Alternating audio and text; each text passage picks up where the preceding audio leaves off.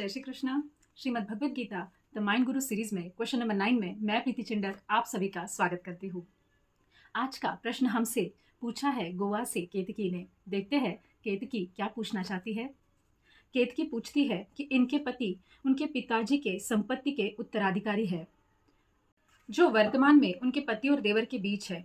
क्या उन्हें अपने अधिकार के लिए अदालत में मुकदमा दाखिल करना चाहिए या भविष्य के प्राकृतिक निर्णय की प्रतीक्षा करनी चाहिए? श्रीमद् भगवद गीता इस पर क्या उत्तर देती है?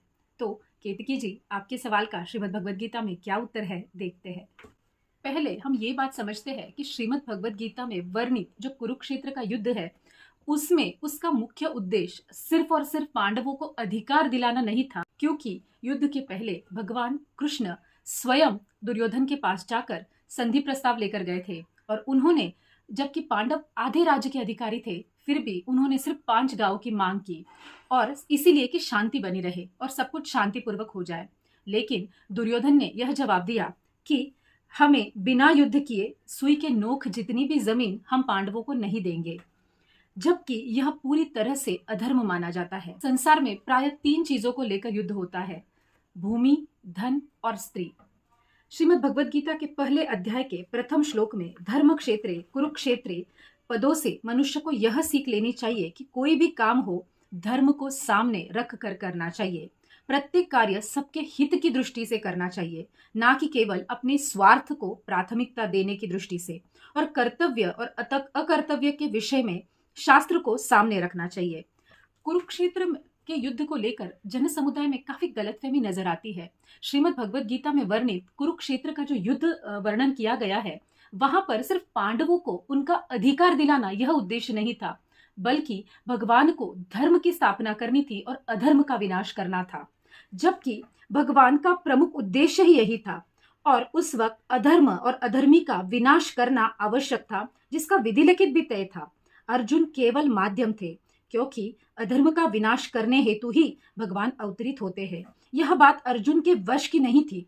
युद्ध करना अर्जुन के वश की नहीं थी, क्योंकि इतने श्रेष्ठ धनुर्धर, इतने श्रेष्ठ योद्धा और इतने ज्येष्ठ लोग थे कि अर्जुन एक से ये युद्ध होना नामुमकिन था।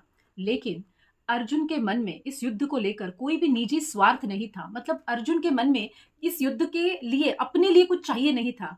तो यह भावना जो अर्जुन की थी, इसीलिए भगवान ने इस धर्म की संस्थापना के कार्य के लिए अर्जुन का चयन किया। इससे यह स्पष्ट होता है कि अच्छे कर्म करने के लिए भी हमारे मन में निस्वार्थता होनी चाहिए। हमारा मन निष्पक्ष और निष्काम होना चाहिए। उपरोक्त कारणों के साथ युद्ध के और भी कारण बहुत सारे थे, जबकि एक ही कारण नहीं था, बहुत सारे कारण थे, जिनका वर्णन भी महाभारत में बहुत जगह पर आता है। माता कुंती, जो कि पांडवों की माता थी, वो काफी सहिष्णु महिला थी। उसका कृष्ण के लिए इतना प्रेम था। जो कृष्ण की बुआ थी, उनके लिए, उनके मन में जब कृष्ण को मांगना था, तब उन्होंने अपने लिए दुख ही मांगा, ताकि दुख में भगवान को याद किया जाता है। दुख अपने साथ भगवान को लाता है, इसलिए उन्होंने कोई सुख की अपेक्षा नहीं की, केवल भगवान को याद करने के लिए दुख ही मांगा था।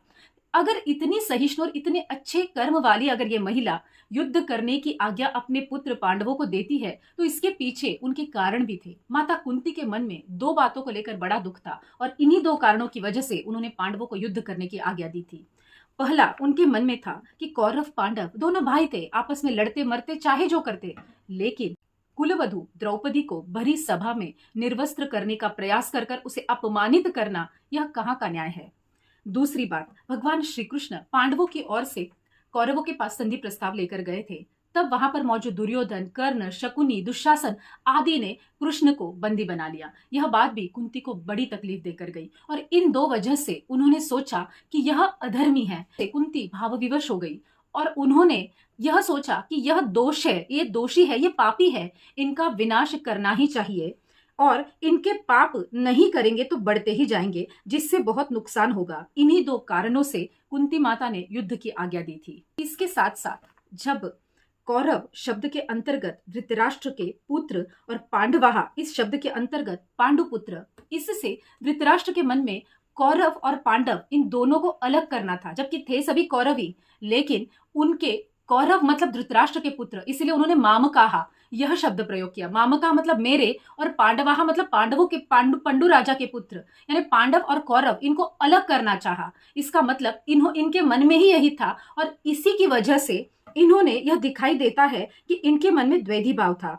इसीलिए इसी भाव से उन्होंने भीम को विष खिलाया, उसको जल में फेंक दिया, लाक्षागृह में पांडवों को जलाने का प्रयत्न करना, युधिष्ठिर के साथ छल पूर्वक द्यूत जुआ खेलना, पांडवों का नाश करने हेतु सेना लेकर वन में जाना, ऐसे सारे कार्य करने का उद्देश्य पांडवों का नाश करना था। और ऐसे कार्य करने से धृतराष्ट्र ने अपने पुत्रों को भी कभी रोका नहीं, जबकि पिता का यह कर्तव्य है कि जब अपने पुत्र गलत मार्ग पर जाते हैं तो उन्हें रोका जाता है। लेकिन धृतराष्ट्र ने कौरवों को यह सब करने से कभी रोका नहीं। इसका मतलब धृतराष्ट्र की भी यही मनीषा थी कि पांडवों का नाश हो और पूरे राज्य के अधिकारी केवल उनके पुत्र हो। इसीलिए मामकाहा और पांडवाहा का अलग अलग वर्णन करने का हेतु भेदभाव करना ही था। देखा जाए तो यह सब अधर्म हो रहा था, और अच्छे लोग, जिन्हें अच्छों की श्रेणी में संत तक कहा जाता है, वह सब इन दुष्टों का साथ दे रहे थे। मतलब सारी दुष्ट प्रवृत्तियां बढ़ रही थी और अधर्म बढ़ रहा था। इसीलिए भगवान कृष्ण को अवतार लेकर इन अधर्म का और अधर्मियों का नाश करना पड़ा, और धर्म की संस्थापना करना भगवान को आवश्यक लगने लगा। अब गीता के पहले अध्याय के 7वें श्लोक में युद्ध के समय दुर्योधन का पांडव सेना को देखकर गुरु द्रोणाचार्य के पास जाकर उनको चालाकी से प्रसन्न करने का प्रयास करना। दुर्योधन के मन का भय यहाँ पर हमें निदर्शित होता है, इसीलिए वह द्रोणाचार्य को पांडवों के खिलाफ भड़का रहे थे। अब भय उसके मन में होता है जो गलत कार्य करते हैं। अब जब जो डरता है मतलब उसने कोई गलती की है, उसी के मन में डर होता है। दुर्योधन के मन में अधर्म, अन्याय, अनीति और इसीलिए डर भी था। गीता के पहले अध्याय के 19वें श्लोक में जैसे ही पांडवों ने शंखध्वनि की तो उनसे अन्यायता पूर्वक राज्य हड़पने वाले राजाओं के हृदय विदीर्ण हो गए। मतलब वो सभी के सभी हाहाकार, कंप हो गया, सब डर गए। शंखध्वनि से ज्यादा सेना होने वाले, मतलब 11 औक्षिणी सेना कौरवों की थी और 7 औक्षिणी सेना पांडवों की थी। फिर भी सैन्यों की सेना की संख्या ज्यादा होने के बावजूद भी दुर्योधन के पक्ष में भय उत्पन्न हो गया। वो शंखध्वनि सुनकर डर गए, और पांडवों की सेना कम थी लेकिन फिर भी वो निडर थे, क्योंकि जो धर्म के साथ चलता है, जो अन्याय, पाप और अधर्म नहीं करता, अपने हर कर्तव्य का पालन करता है, उनका हृदय मजबूत होता है और निडर होता है। पांडवों ने वनवास के पूर्व भी न्यायपूर्वक राज्य किया था और वनवास के बाद भी न्यायपूर्वक ही कौरवों से अपना राज्य मांगा था। इस प्रसंग से हमें यह सीख मिलती है, और हमें इस प्रसंग से सावधान भी हो जाना चाहिए कि शरीर, वाणी, मन से कभी भी कोई अन्याय और अधर्म का आचरण ना हो। अब यहाँ पर एक उदाहरण हम रामायण का लेते हैं। लंकापति रावण से त्रैलोक्य डरता था, लेकिन जब सीता जी का हरण करना था तब रावण खुद डरे हुए थे। जब वो साधु वेश में हरण करने गए तब वो खुद डर के मारे इधर उधर देख रहे थे। इसका मतलब जिसके मन में चोर होता है, जो गलत होता है, उसी के मन में डर होता है। जैसे इस युद्ध में शंख ध्वनि होने पर अर्जुन की सेना, मतलब पांडवों की सेना तो निडर होकर खड़ी हो गई, लेकिन दुर्योधन की मतलब कौरव की सेना ये आपस में डरने लगी, कांपने लगी, उनके हृदय विदीर्ण हो गए। इसका मतलब अधर्म करने की जो कौरवों की मनीषा थी वो यहाँ पर स्पष्ट होती है। अधर्म युक्त आचरण में अब जैसे हमने देखा कि शंखनाद होते ही दुर्योधन दौड़कर द्रोणाचार्य के पास चला गया। गुरु द्रोणाचार्य के कान में वो पांडवों के लिए उन्हें भड़काने लगा, लेकिन शंखनाद होते ही योद्धा का प्रमुख कर्तव्य होता है कि वो युद्ध के लिए सज्ज हो जाए। और अर्जुन ने जैसे ही शंखध्वनि सुनी, उसका हाथ सीधा गांडीव की तरफ गया, वो गांडीव उठाने में लग गया, ना कि वो कहीं और भागा, जबकि उसके मन में कोई भी डर या भय नहीं था, या उसके मन में कोई भी दुविधा नहीं थी। लेकिन दुर्योधन शंख ध्वनि सुनकर वो तुरंत ही द्रोणाचार्य के पास भागा। इसका मतलब इन दोनों बातों में हमें समझ में आता है कि जिसके मन में डर नहीं होता वह सही और उचित कर्म करता है, और जिसके मन में डर होता है वो अनीति के लिए और कर्म गलत करते जाता है, यानी अपने पतन की और नजदीक पहुंचते जाता है। इसीलिए कभी भी किसी भी वक्त अपने हाथ से अधर्म न हो, यह सावधानता से देखना चाहिए।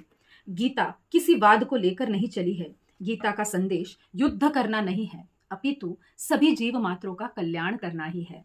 संसार में ऐसी कोई परिस्थिति नहीं जिससे मनुष्य का कल्याण न हो सकता हो, कारण परमात्मा तत्व सभी जगह पर समान रूप से विचरण करता है। परमात्मा तत्व मतलब प्रभु सब जगह पे विचरण करते हैं। इसका इसीलिए कोई परिस्थिति हमारे लिए अहितकारी नहीं हो सकती।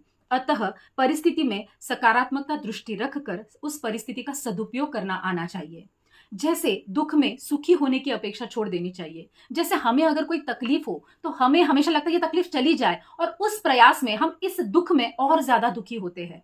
अब जब सुख आता है तो हमें कभी भी सुख रुक जाए इसकी अपेक्षा नहीं करनी है, बल्कि भगवान बहुत ही सावधानता का इशारा और सावधानता से ये बहुत अच्छे से हमें ये समझाते हैं कि कोई भी परिस्थिति हो, अगर हमें प्रतिकूल परिस्थिति यानी दुख की परिस्थिति है तो हमें इसमें शांत रहना है और यह सोचना है, क्योंकि परमात्मा का तत्व जो है, परमात्मा तत्व जिसे हम कहते हैं, वह समान रूप से विचरण करता है। मतलब यह परिस्थिति भी मेरे अच्छे के लिए आई है, मुझे कुछ सिखाने के लिए आई है, मेरा कल्याण करने के लिए आई है। जब यह सकारात्मकता का दृष्टिकोण हम रखते हैं तब हमारे लिए वह परिस्थिति में का हम सदुपयोग करते हैं, और तभी हमें यह सोचना चाहिए कि इस परिस्थिति में मैं अब दूसरों का कल्याण कैसे करूं, दूसरों के हित के लिए मैं कैसे जीऊं। उसी वक्त हमें यह सोच लेना चाहिए, उस परिस्थिति को दूसरों की भलाई में, मतलब अपना स्वार्थ छोड़कर दूसरों के कल्याण हेतु लगा देना चाहिए, और सभी के कल्याण हेतु ही कर्म करना चाहिए। गीता में केवल कर्म योग, ज्ञान योग या भक्ति योग का ही वर्णन नहीं है, अपितु इसमें यज्ञ, दान, तप, ध्यान योग, प्राणायाम, हठ योग, लय योग आदि साधनों का भी वर्णन है। इसका खास कारण अर्जुन ने जो प्रश्न पूछे हैं वह युद्ध के विषय में नहीं है कि युद्ध कैसे करूं, युद्ध से मेरा क्या कल्याण होगा, यह नहीं है। जबकि अर्जुन के प्रश्न जो भगवान को उन्होंने पूछे हैं वह सभी के कल्याण के हेतु पूछे हैं, कल्याण कैसे हो इस रूप में पूछे हैं, और कल्याण के ही विषय में प्रश्न है। और इसीलिए भगवत गीता कहने का भगवान का उद्देश्य भी वही है कि यह भगवत गीता सभी के लिए कल्याणदायी हो। भगवान का गीता कहने का उद्देश्य युद्ध कराने का नहीं था, बल्कि सभी को सही और उचित मार्ग दिखाने का था। इसलिए हमें कौन सा भी शस्त्र, अब जैसे युद्ध में धनुष, गदा, इन शस्त्रों का है, हमारे जीवन में वाणी है, या कोई भी हम जो कार्य करते हैं या किसी भी चीज से, वो हमारा जो शस्त्र है उसे हमें तब नहीं उठाना है कि जब हमारा निजी स्वार्थ हो। मतलब उस शस्त्र उठाने के पीछे एक्शन जिसे हम कहते हैं, इस टाइप हमको जो हम कृति करने वाले हैं वह हमारे निजी स्वार्थ को लेकर नहीं चाहिए, बल्कि शस्त्र तब उठाना चाहिए जब अधर्म हो, जब अनीति हो, जब सभी के लिए वह परिस्थिति कल्याणकारी न हो, तब हमें शस्त्र उठाना चाहिए। और स्वार्थ हेतु किया गया कोई भी कर्म अनीति बढ़ाता है। स्वार्थ में अंधा व्यक्ति, जब स्वार्थ में व्यक्ति अंधा हो जाता है, वो सही और गलत का निर्णय नहीं कर पाता, वो उचित निर्णय नहीं ले पाता। अगर वाद विवाद परिवारजनों में है तो आपस में बैठकर सुलह समझकर कर लेना चाहिए, समाधान ढूंढ लेना चाहिए, ना कि पारिवारिक मर्यादाओं का उल्लंघन करना चाहिए। माता पिता का आदेश सर्वोच्च मानना चाहिए। पूछे हुए प्रश्न में भी माता पिता की प्रॉपर्टी का ही वर्णन है। पहले यह जायदाद संपत्ति उनकी है, माता पिता की है, तो निर्णय भी उन्हीं का होना चाहिए, आज्ञा भी उन्हीं की होनी चाहिए। यह बात हमें हमेशा गांठ बांध लेनी है। माता पिता जो आज्ञा देते हैं, जो निर्णय लेते हैं, उनके संतानों को वो मानना भी अनिवार्य है। महाभारत के प्रसंग का ही उदाहरण लेते हैं। द्रौपदी का स्वयंवर अर्जुन ने जीता था और उन्हें पत्नी रूप में प्राप्त कर लिया था। जब वो माता कुंती के पास आशीर्वाद लेने के लिए गए, तब माता कुंती ने बिना देखे, बिना सोचे समझे, जो भी कुछ लाए हो पांचों भाई आपस में बांट लो, ये जैसे ही आज्ञा दी, तभी पांचों भाइयों ने द्रौपदी का पत्नी रूप में स्वीकार किया। माता ने जो आज्ञा दी, भले उन्हें बिना देखे, बिना सोचे, बिना समझे की, लेकिन माता के आज्ञा को शिरोधार्य करके पांचों भाइयों ने द्रौपदी को पत्नी के रूप में स्वीकार कर लिया। तब अर्जुन ने कोई शस्त्र या मुकदमा नहीं किया कि मैंने जीता है तो मेरी ही पत्नी होगी, मैं इन चारों भाइयों के खिलाफ मुकदमा या जो भी कुछ है एक्शन ले लूं या युद्ध कर लूं। उन्होंने यह नहीं किया। उन्होंने अपनी माता की आज्ञा का पालन करते हुए पांचों भाइयों ने द्रौपदी का पत्नी कर स्वीकार किया था। इसका मतलब अपने ही कुटुंब में अपने ही स्वजनों से कैसा बैर। बातें अगर बैठकर प्रेम पूर्वक सुलझती है तो आपस में समझकर सुलझा लेनी चाहिए, प्रेम पूर्वक समझ लेनी चाहिए और आपस में ही निपटा लेनी चाहिए। अब अगर हमारे हिस्से में कुछ कम भी आता है और हमारे जीवन में कोई विशेष फर्क नहीं पड़ता है, तो कम का भी स्वीकार हमें सभी की शांति और कल्याण हेतु कर लेना चाहिए। जैसे भगवान कृष्ण आरंभ में पांडवों के लिए दुर्योधन के पास आधे राज्य के अधिकारी होते हुए भी सिर्फ 5 गांवों की मांग करने गए थे। सिर्फ शांति प्रस्ताव के लिए, सिर्फ शांति के लिए उन्होंने 5 गांव मांगे थे। अपने हक के लिए लड़ने से पहले हमें अगर बातें अपने कुटुंब में प्यार और समझदारी से अगर सुलझती है तो उसी तरह सुलझा लेनी चाहिए। और अगर कुछ कम भी हमारे हिस्से में आता है और हमारे जीवन में अगर उसका कोई विशेष प्रभाव या महत्व नहीं है तो हमें सभी की सुख और शांति के लिए उतना एडजस्ट कर लेना चाहिए। भगवान अच्छे कर्म का फल स्वयं देते हैं और बुरे कर्म का दंड भी स्वयं देते हैं। जहां हक का भी त्याग होता है वहां रामायण की शुरुआत होती है और वहां सभी का अंत में कल्याण होता है और सभी के लिए सुख की प्राप्ति होती है। दूसरों के हक का भी जब लेने की इच्छा होती है तब महाभारत का आरंभ होता है और अंत में सभी का विनाश ही होता है। यह सारे जो जो ज्ञान की बातें हैं यह सिर्फ और सिर्फ हमारे जीवन को मार्गदर्शन करने के लिए कही गई है। अब मनुष्य योनि जब भोग में नहीं तो त्याग में है। गीता के अनुसार दूसरे अध्याय के 15वें श्लोक में भगवान कहते हैं, सुख दुख भोग में नहीं है, उनसे ऊपर उठकर महान आनंद परमानंद मतलब भगवत प्राप्ति के लिए है। जीवन इससे लड़ू उससे लड़ू अपने अधिकार के लिए बिना वजह अपनों से ही उलझने में नहीं है, बल्कि सुख और शांति से बिताने के लिए है।